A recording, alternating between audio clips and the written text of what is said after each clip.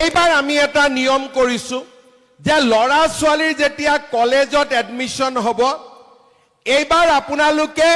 certificate বিচাৰি গাঁওবুঢ়াৰ ঘৰত যাব নালাগে ৰেশন কাৰ্ডখন দেখুৱালে প্ৰিন্সিপালে বিনামূলীয়া এডমিশন কৰি দিব আৰু কাৰো ঘৰত সাৰ্টিফিকেট বিচাৰিব নালাগে ৰনোজা অৰ্ডাৰটো দি দিব আজি যে ৰেশন কাৰ্ড থাকিলে গাঁওবুঢ়া মৌজাদাৰৰ এছডিঅ'ৰ ইনকাম সাৰ্টিফিকেট নালাগে ভাল হ'ব না বেয়া হ'ব অলপ ভাল কৰি হাত চাপৰি বজাই দিয়ক তেতিয়াহে ৰনোজ দাই বলটো পাব এতিয়া ৰেশন কাৰ্ডৰ আমাৰ কি হ'ল চাউল পালো আমি অৰুণোদয় পালো ৰেশন কাৰ্ডত এইবাৰ আমি ৰেশন কাৰ্ডত আৰু আমি কি পালো বিনামূলীয়া মেডিকেল পালো আৰু বিনামূলীয়া এডমিশন পালো এতিয়া মোৰ পৰা লিখি লওক অক্টোবৰ মাহৰ 1 তাৰিখৰ পৰা ৰেশন কাৰ্ডত বজাৰতকৈ 30 টকা তলৰ দামত মই আপোনালোকক চেনি আৰু দালি দিম আৰু 10 টকা কম দামত মই আপোনালোকক নিমখ দিম তাৰ মানে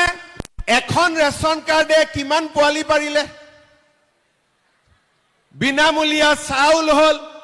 বিনামূলীয়া এডমিশন হল বিনামূলীয়া মেডিকেল হল আৰু এইবাৰ তিনটা নতুন বস্তু গোট খাব সেইটো হল দালি চেনি আৰু নিমখ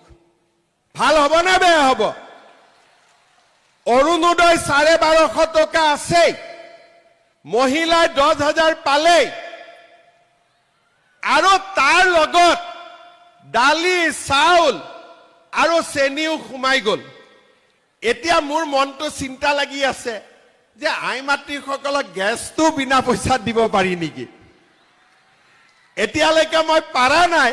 কিন্তু মোৰ মূৰত এইটো চিন্তা সোমাই আছে যদি গেছটো অলপ দাম কমাই দিব পাৰি এতিয়া উজ্জ্বলা গেছৰ দাম কিমান 550 হয় না নহয় কিমান 1000 হল যাৰ উজ্জ্বলা নাই যাৰ উজ্জ্বলা আছে তাৰ হল 550 টকা 950 হল যাৰ উজ্জ্বলা নাই এতিয়া 550 যাৰ আছে তাকো যদি 200-300 টকা কমাই দিব পাৰো